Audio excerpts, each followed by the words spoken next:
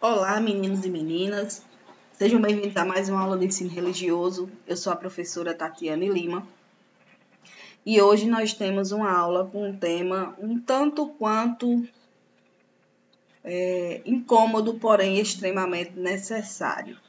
Hoje nós vamos falar sobre o abuso sexual de crianças e adolescentes, porque o mês de maio é o mês laranja e é o mês em que as pessoas focam em instruir e orientar crianças e adolescentes e conscientizar as pessoas para denunciar e se colocarem sempre contra o abuso de crianças e adolescentes. A temática da nossa aula de hoje é ensinar para proteger. Ou seja, hoje nós vamos ter uma aula onde vocês vão aprender técnicas e observar lugares onde aparentemente não deveria existir esse tipo de conduta, mas infelizmente existe, e vocês já vão aprender como se defender desse tipo de conduta. Primeiro vamos aprender o que é um abuso, né? Primeira coisa, abuso sexual, ele é crime, certo? E pode ser qualquer comportamento de natureza sexual que seja praticado contra alguém sem o seu consentimento livre e esclarecido. Ele pode envolver o contato físico ou não, e é considerado uma violação grave dos direitos humanos, podendo causar danos físicos, emocionais e psicológicos profundos na vítima. Então, o abuso, ele sempre é cometido quando a pessoa não consentiu que aquela situação ocorresse, ou quando a pessoa não tem esclarecimento do que o que ela está sofrendo é um abuso, tá? Muitas vezes a pessoa é abusada e ela nem tem a noção clara de que ela está passando ali é algum tipo de abuso, certo? E pessoas que sofrem algum tipo de abuso, elas vão ter danos emocionais e psicológicos para a vida toda.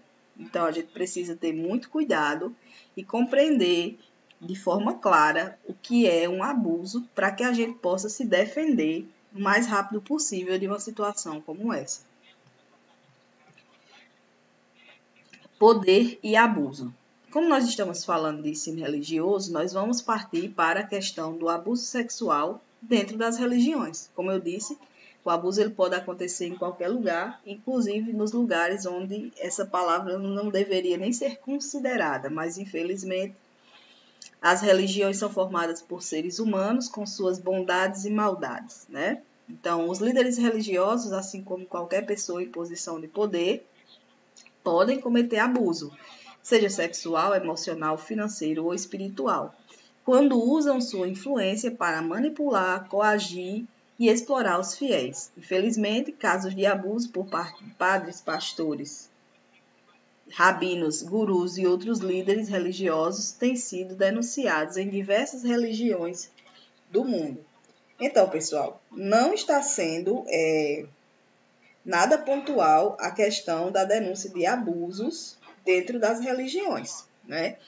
São escândalos que aparecem a todo momento. Se um abuso já é um crime, um abuso praticado por um líder religioso que deveria cuidar da pessoa, é algo muito mais bárbaro, né, do que uma pessoa que não tem um viés religioso, não tem uma preocupação religiosa, ou uma pessoa que não está preocupada com uma vida espiritual, né? Então, a gente encara dessa forma. A gente sempre acredita que o líder religioso vai ser ou precisa ser uma pessoa boa, de bom coração e boa índole.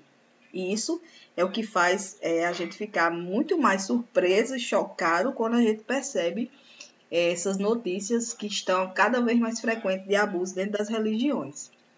E é que eu trouxe para vocês alguns trechos de jornais, e como eu vou mandar esse material para vocês em PDF, vocês vão poder clicar em cima desse trecho e ler a matéria completa. Mas vamos lá. Aconteceu. Religioso é condenado por abuso sexual de adolescentes. O Ministério Público recorreu da sentença para a condenação do homem pela prática do crime de ato libidinoso mediante constrangimento ou ameaça. Ministério Público, isso aconteceu no Pará, através da promotoria, através da 10ª Promotoria de Justiça da Infância e da Juventude de Belém, promoveu a acusação do ato de um pai de santo, veja bem, dentro da religião afro-brasileira, que abusou de adolescente de 15 anos de idade na época dos fatos. Nos anos de 2015 e 2016, o religioso foi condenado por crime previsto no artigo 215 e 71 do Código Penal, sob pena de 14 anos e 7 meses de reclusão no regime semiaberto. Ou seja, esta pessoa que tinha ali a confiança desse adolescente total, abusou sexualmente dessa pessoa, mas infelizmente ele está em regime semiaberto, ou seja, metade do tempo do dia dele, ele está solto na sociedade para poder praticar mais crimes. Infelizmente, às vezes, a justiça ela age, mas a penalidade ainda é muito branda para os abusadores. Aconteceu. Mais de 900 crianças foram vítimas de abuso sexual por membros da Igreja Católica Espanhola, aponta a investigação. Houve também escândalos de abuso contra crianças e adolescentes aqui no Brasil, tá, pessoal? Principalmente aqui na Paraíba. Mas eu trouxe esse dado porque é um dado muito alarmante devido à quantidade de vítimas, né? E aí, um dos líderes dentro da Igreja Católica lançou essa frase: queremos saber o que deu errado na seleção dos candidatos ao sacerdócio. O que deu errado na formação, o que levou uma pessoa que decidiu se entregar a Deus a se entregar ao abuso sexual, disse Gabriel Vieira. Esse daí é uma fala de interrogação, e eu diria até de revolta, de um membro da igreja que vai se indagar sobre a mesma coisa que eu falei aqui na frente. A pessoa é um líder religiosa, ela precisa ter boa índole, ter moral, ter ética, né? Ela precisa ser uma boa pessoa. É o que a gente espera, né? Que o líder religioso seja uma boa pessoa, de bom coração. E quando essas coisas acontecem, a gente realmente fica se perguntando o que é que levou essas pessoas a quererem para si uma vida religiosa se elas têm desvios de conduta imoral que não cabem de maneira alguma dentro de uma vida religiosa. Aconteceu. João de Deus é acusado de abuso sexual. Helena Bosch e Cristina Faibe. 12 mulheres dizem que foram molestadas em hospital espiritual em Goiás. O médium nega. João de Deus, para quem não sabe, é o substituto imediato de Chico Xavier. Dentro do espiritismo aqui no Brasil, né? Teve Chico Xavier, que era o grande representante do espiritismo aqui no Brasil, e depois João de Deus ficou no lugar dele quando ele morreu, e João de Deus foi acusado e condenado por muitos abusos de muitas mulheres, né? Então, um líder religioso que era respeitadíssimo, João de Deus, depois descobre-se que ele era na verdade, um criminoso e que usava das suas habilidades como líder para poder ganhar espaço e ter essa facilidade para cometer abusos, estando inclusive encoberto por essa máscara de boa pessoa que eu já mencionei anteriormente, por essa máscara de boa pessoa que a gente acredita que todo líder religioso deve ter, né? Então, assim, João de Deus é um grande exemplo de pessoas de má índole e de má fé dentro da religião aqui no Brasil. Aconteceu. Aí vem aqui, nojento e doentio, porque a fala de Dalai Lama para crianças gerou revolta. Então, Dalai Lama é um grande líder do budismo, tá? E Dalai Lama, ele teve um comportamento extremamente inadequado durante uma cerimônia pública, né? Quando o Dalai Lama, ele beijou na boca de uma criança. E ainda emitiu algumas frases bem, como é que eu posso dizer? Frases totalmente inadequadas e de pedofilia. Dalai Lama pediu desculpas, aí depois do acontecido, ele pede desculpas depois de ser amplamente acusado de comportamento impróprio diante de uma criança, na qual ele deu um selinho e pediu para beijar o menino na boca e chupar a língua dele, durante um evento público na Índia, em 28 de fevereiro. Então, Dalai Lama, grande chefe aí grande chefe do hinduísmo, né? Grande pessoa do hinduísmo, cometeu essa gafe, o que fez com que os olhos das pessoas se voltem para esses religiosos novamente e percebam que existe muita gente mal intencionada dentro das religiões e são as pessoas mais que a gente menos espera. Aconteceu a acusação de abuso sexual de crianças contra o famoso recitador do Alcorão, choram indianos. Então,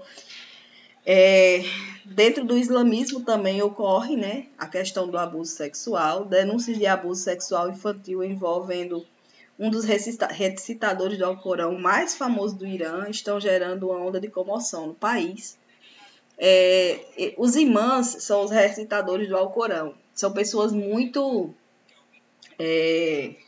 bem vistas pela religião, porque os imãs, eles são pessoas que eles decoraram todo o Alcorão, tá? E eles recitam o Alcorão sem a necessidade de consulta do Alcorão. Então, são poucas pessoas que conseguem esse status. E essas poucas pessoas que conseguem esse status, elas têm um respeito enorme da comunidade, né? Infelizmente, essa pessoa que tinha o respeito e a confiança da comunidade foi acusada de cometer abuso sexual contra crianças, envolvendo crianças, e isso tornou-se um problema muito grande para o Islã, porque a pessoa que conhece o Alcorão inteiro e ele é capaz de recitar toda a palavra de Deus inteira, sem precisar nem de consulta, essa pessoa conhece muito bem a conduta e a índole que a religião quer e prega, né? Então, assim, foi um problema muito grande para que os muçulmanos resolvessem, e fica aí mais uma estatística, né? Mais uma religião que não agiu de boa fé com as crianças.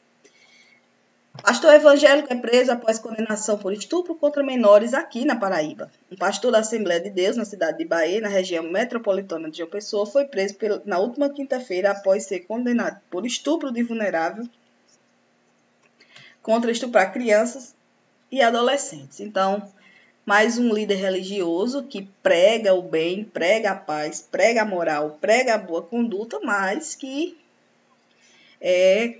tem comportamentos que são paradoxos ao que ele prega, né? Que a gente não espera esse tipo de comportamento. Então, o que a gente espera de vocês, pessoal? Vocês já são adolescentes, né? Que essa aula aqui é para 8º e 9º ano. A gente espera de vocês que vocês tenham nas suas vidas, já muito bem definido na cabeça de vocês, quem é sua rede de confiança, né? Que pode ser os pais responsáveis ou cuidadores.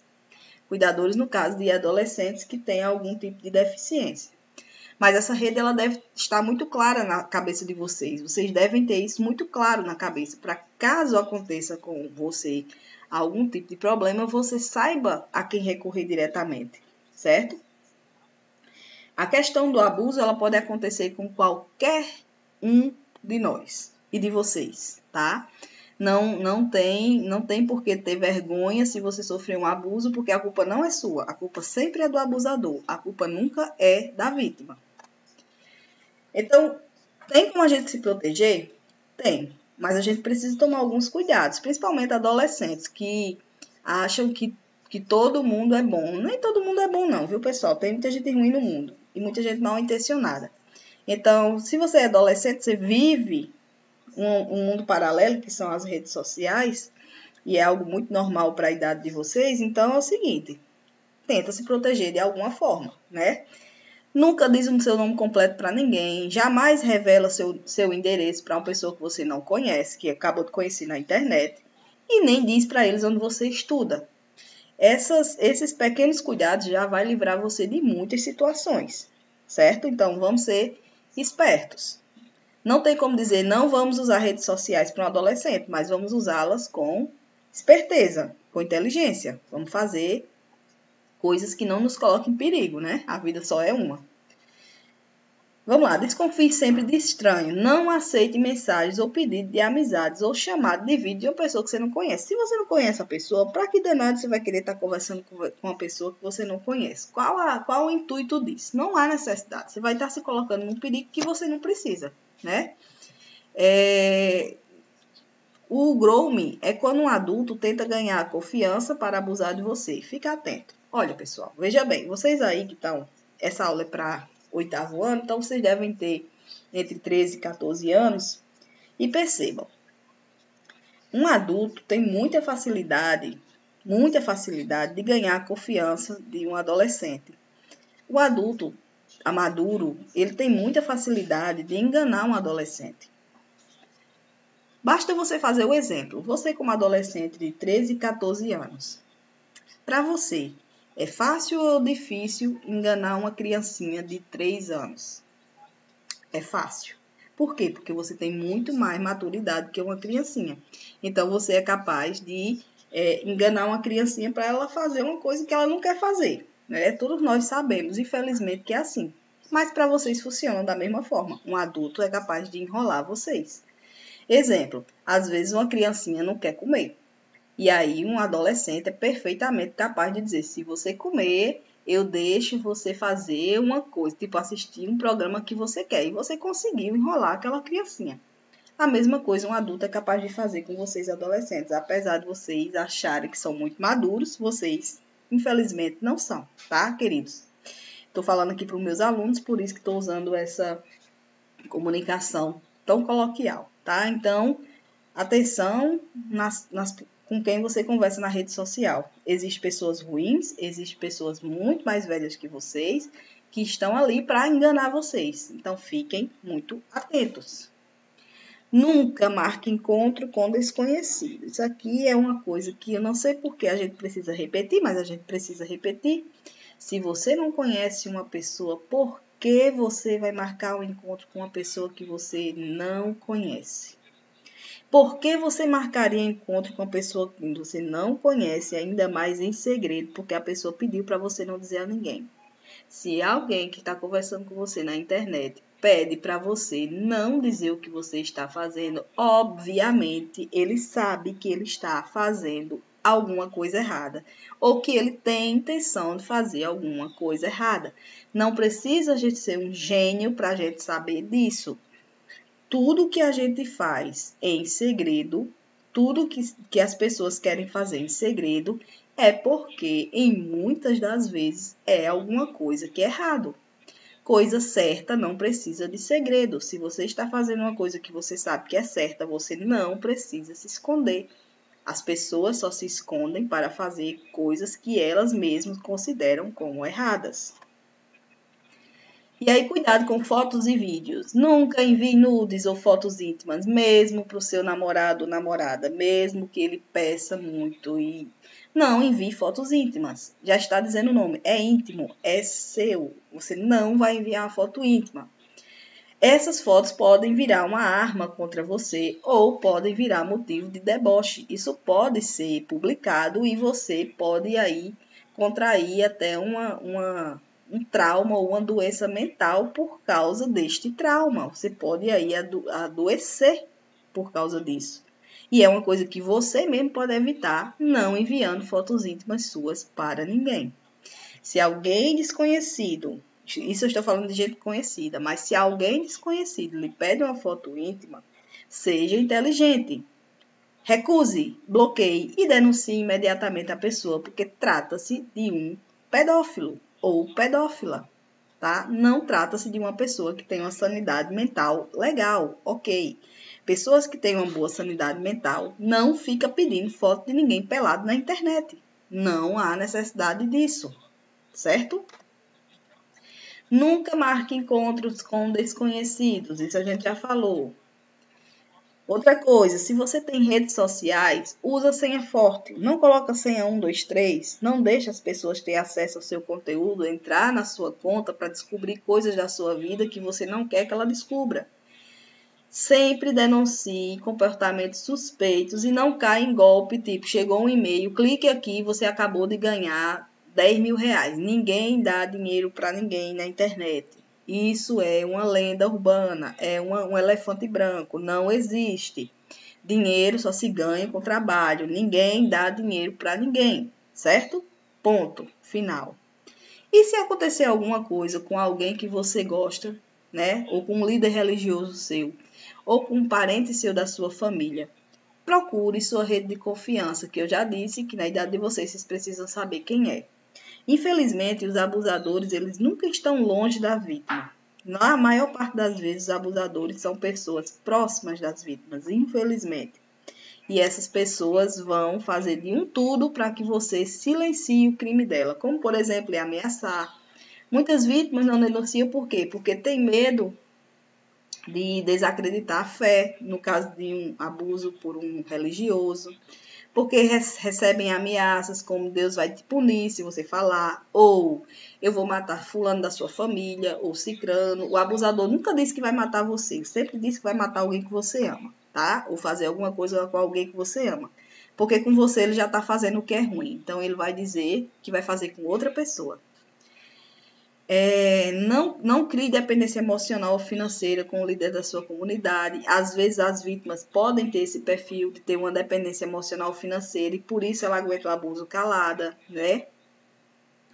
E aí ela vai encobrir certas coisas em nome da instituição religiosa para que a religião não sofra com isso, né? Que não seja manchado o nome da religião. Não se portem com isso. Se você sofrer abuso, denuncie.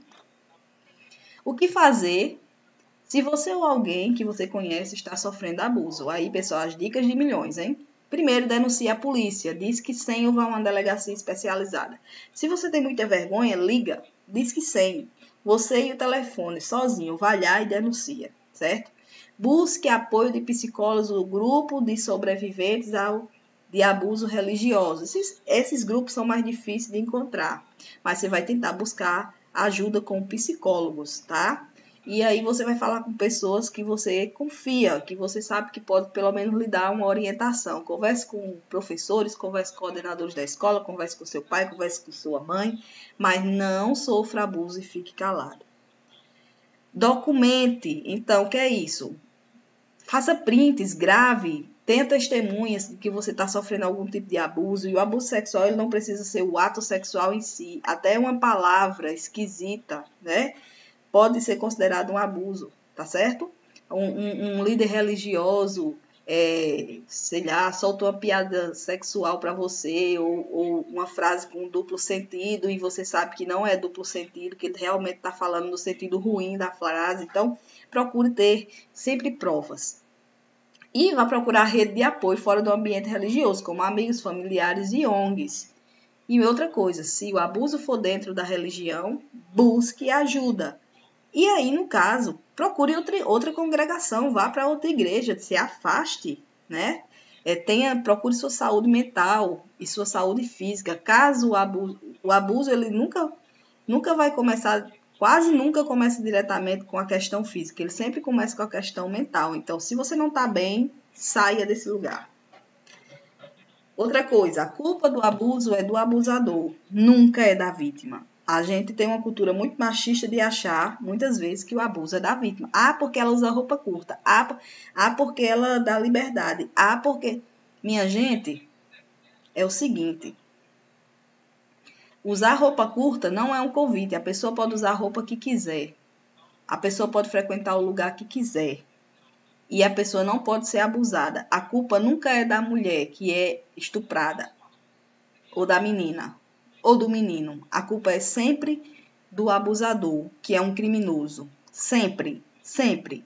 Mas ela quis. Não, a culpa é dele. Ele que seduziu. Se ele é um homem mais velho e ela é uma adolescente, a culpa é do abusador. Sempre. A culpa nunca pode ser da vítima. A gente precisa ter muita consciência disso. E aí, como último apelo, em caso de abuso, denuncie. Diz que 100. Se for com você, diz que 100. Se não for com você, diz que 100. Vamos fazer um país melhor e vamos nos livrar dessa praga que é o abuso de crianças e adolescentes. Espero que vocês tenham gostado da aula.